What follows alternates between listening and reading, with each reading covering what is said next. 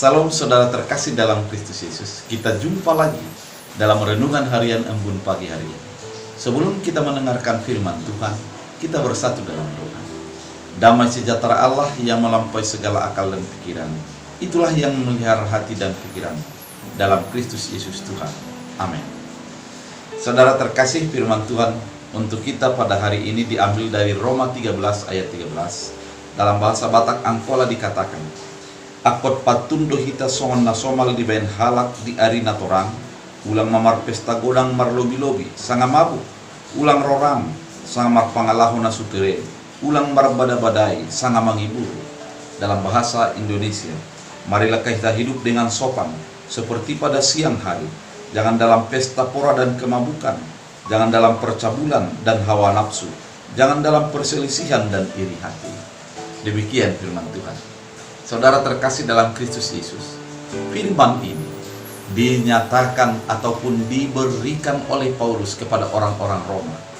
Orang-orang Roma pada saat itu adalah orang-orang yang hidup di dalam pengetahuan yang tinggi, hidup di dalam suasana yang penuh dengan manusia yang datang untuk melakukan perdagangan di kota Roma. Sehingga budaya mereka adalah budaya bagaimana kehura-huraan dan hidup menggunakan akal, bukan menggunakan iman. Bagaimana memuaskan tubuh, itulah yang menjadi tujuan kehidupan mereka.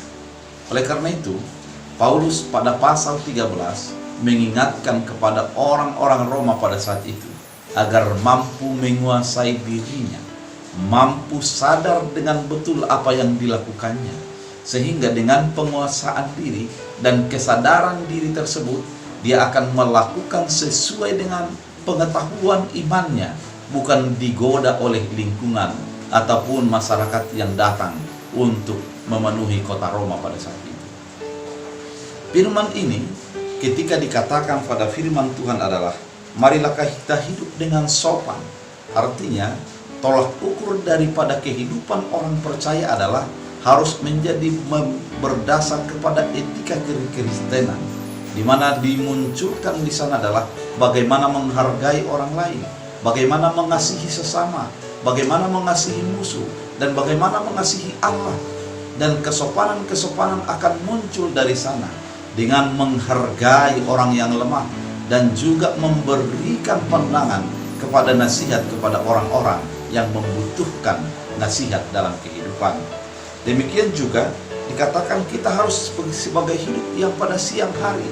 Artinya ketika dikatakan hidup pada siang hari, kita bisa melihat apa yang kita jalani. Kita hidup dengan dikontrol oleh diri kita, dan orang lain juga mampu melihat diri kita dengan jelas tanpa ada yang tersembunyi di dalamnya. Ketika orang dikatakan hidup pada malam hari, dia hidup di dalam sebuah bayang-bayang, dan orang tidak mampu melihat dirinya dengan jelas, sehingga dia melakukan sesuatu berdasarkan kehendaknya sendiri dan tidak mau tahu dengan apa dengan yang dipikirkan dan atau dialami oleh orang lain.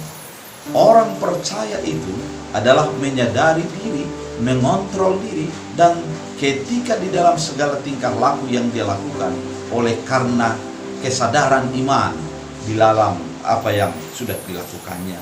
Demikian juga dikatakan dalam pesta pora, jangan dalam pesta pora dan kemabukan.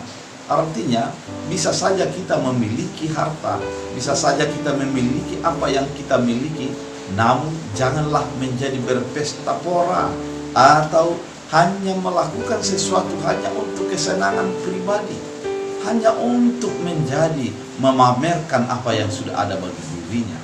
Orang percaya adalah dia hidup sesuai dengan dikontrol oleh keinginannya, sehingga apa yang dia lakukan itu adalah merupakan pertanggungjawaban iman kepada orang di sekitarnya dan kepada Allah. Dia tidak hidup di dalam kemabukan.